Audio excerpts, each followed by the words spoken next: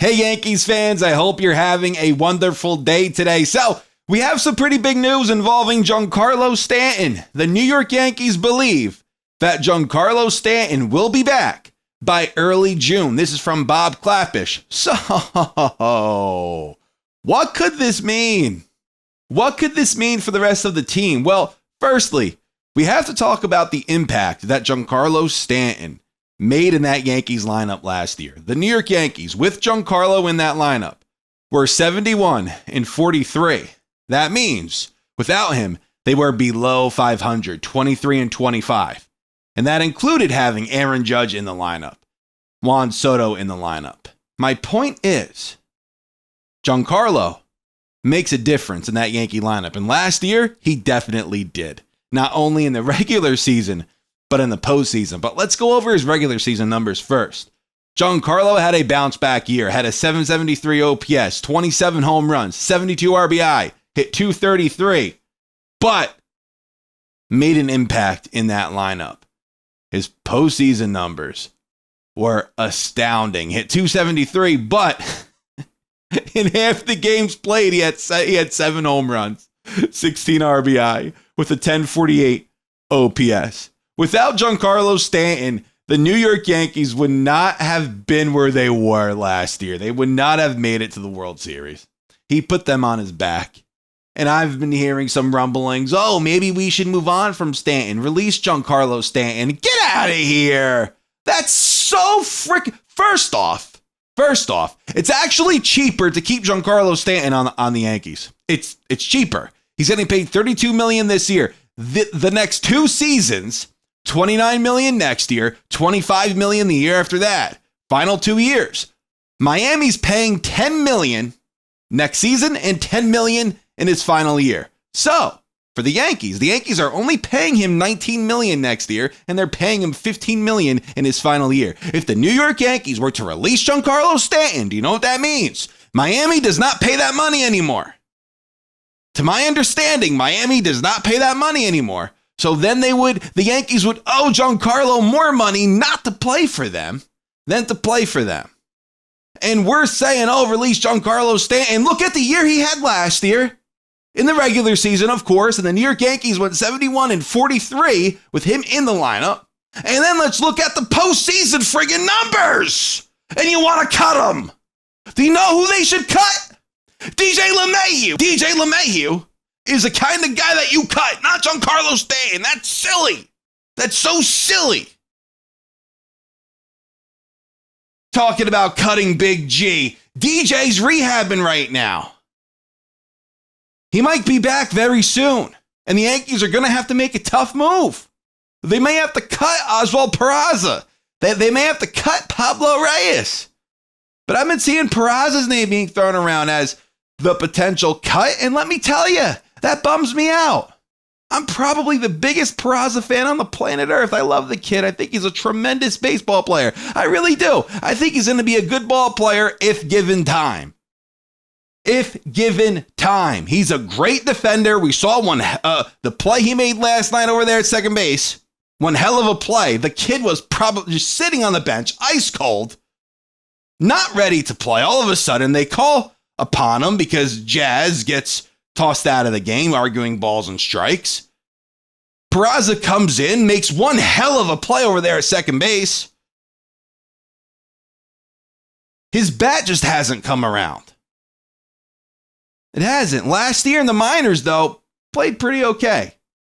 Hit 243, 750 OPS, 16 home runs, 63 RBI, 343 on base percentage for Mr. Peraza. Also had 25 stolen bases. So he's a threat on the bases too.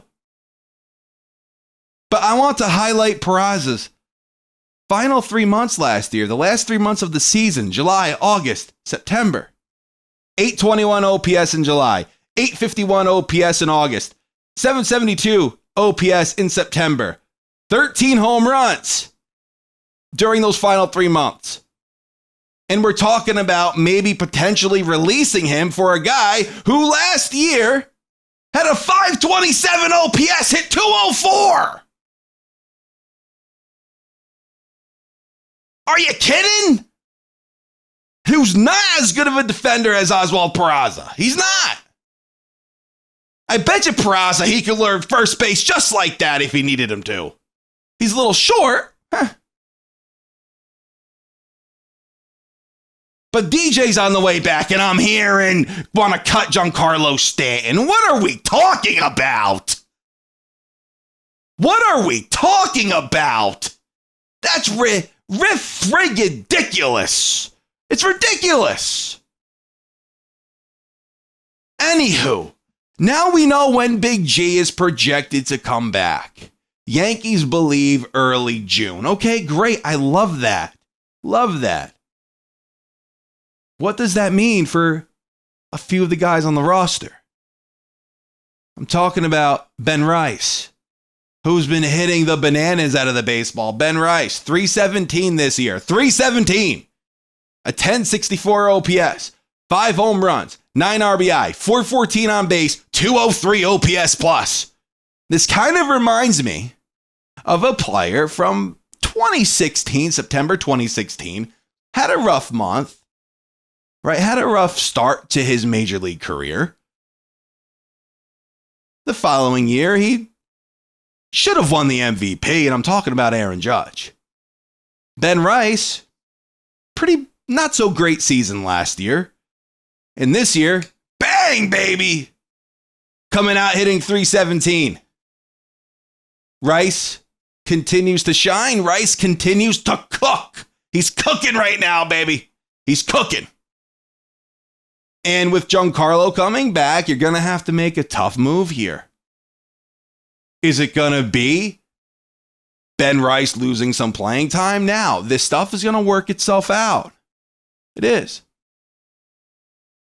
We're in mid-April, late April. What if Ben Rice, he fizzles out? What if that happens? It could. But what if he keeps this up? I'm not saying him hitting 317, but the kid's loaded with power. What if he has 15 home runs by the time Big G's on the way back? What do you do? As I said, this is probably going to play itself out. We're going to see more of Escara. We're going to see more of a few others. Of Ben Rice, of course. So most likely, it will play itself out by the time Big G does come back. So it gives Ben Rice time to cook even more and to show the Yankees, hey, I belong here.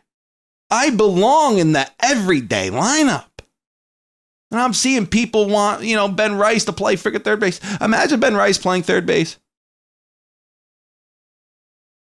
I don't know how good he would be over there.